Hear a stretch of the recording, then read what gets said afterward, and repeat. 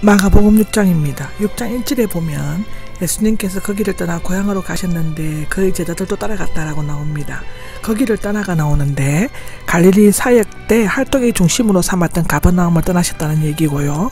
고향이 나오죠. 조국이라는 뜻도 있으나 여기에는 고향, 예수님은 베들레헴에서 태어나셨지만 한 번도 그곳에 사신 적이 없습니다.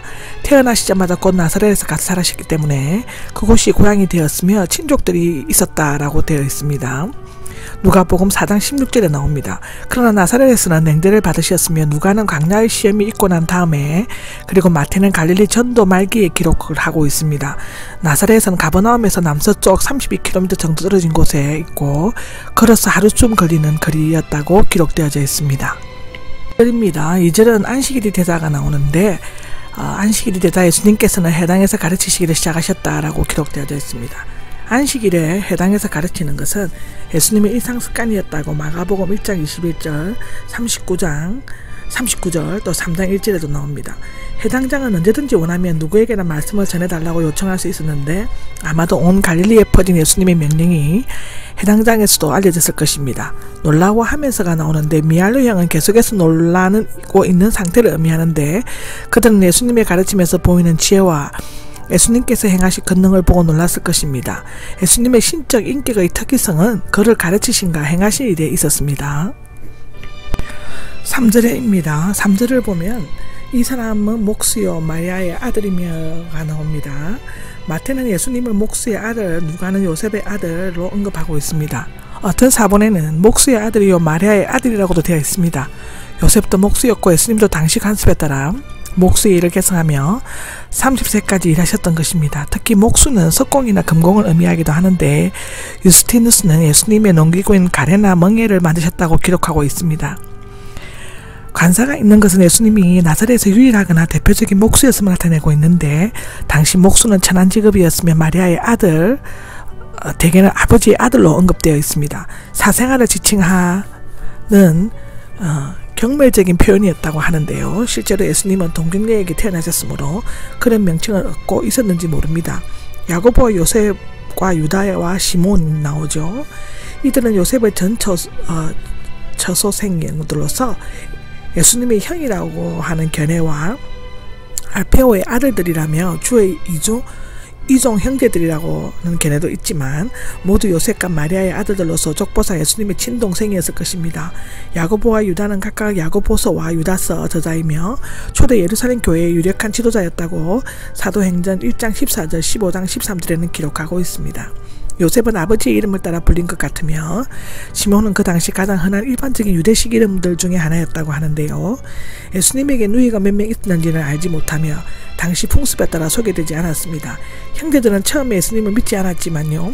성천 이후에는 열심히 있는 일꾼들이 되었습니다.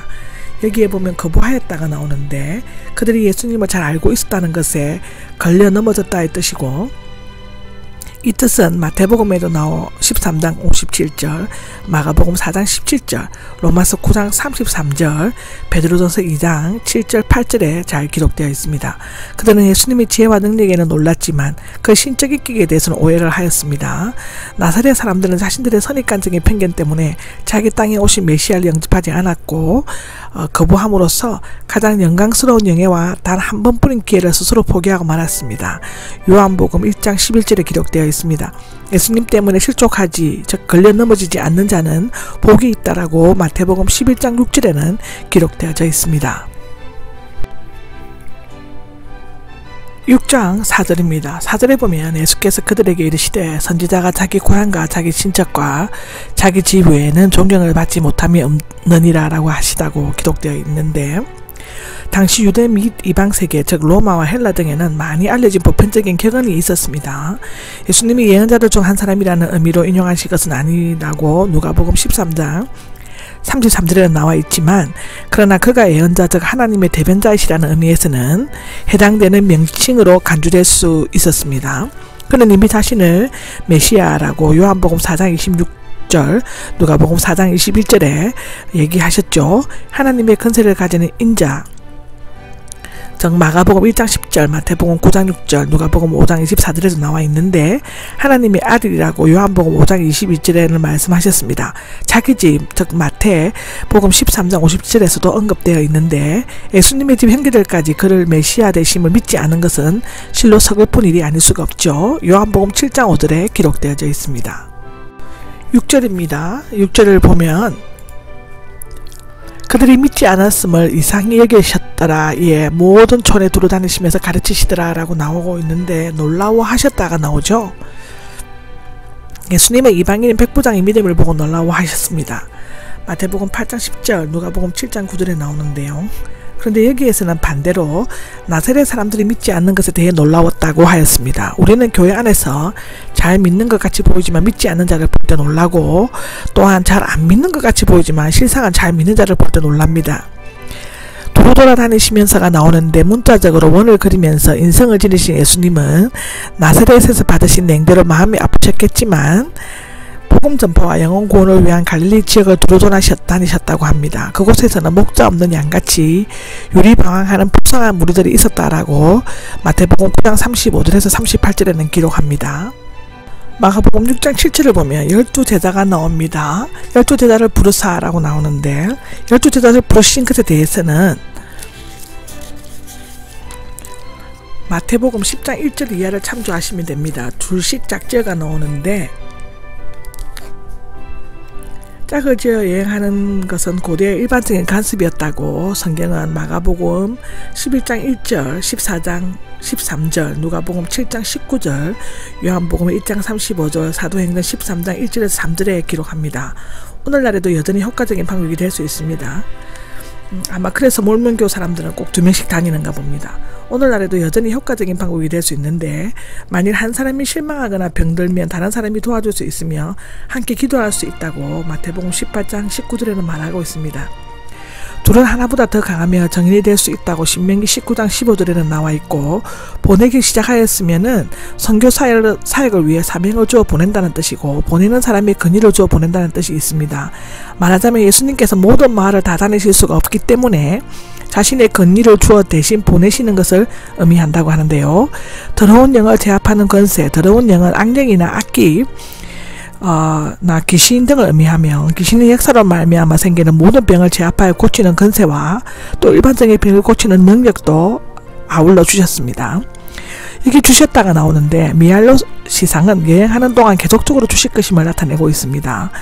마태는 모든 질병과 온갖 아픔 등을 고치는 권능이라고 했고, 누가는 질병들을 고치는 능력과 권세라고 했습니다. 그런데 제자들이 귀신을 못 쫓아낼 경우가 있었는데 예수님께서는 믿음이 없는 세대여라고 한탄하시면서 고쳐주셨다고 마가복음 9장 18절에서 29절에는 나옵니다. 못 고친 이유를 제자들이 물었을 때 예수님께서는 기도 외에 다른 것으로 이런 종류가 나갈 수가 없다고 대답하셨고, 이로 미루어 볼 때 더러운 영을 제압하는 권세를 받아서도 믿음으로 기도하지 않으면 아무 쓸모가 없음을 알 수 있습니다.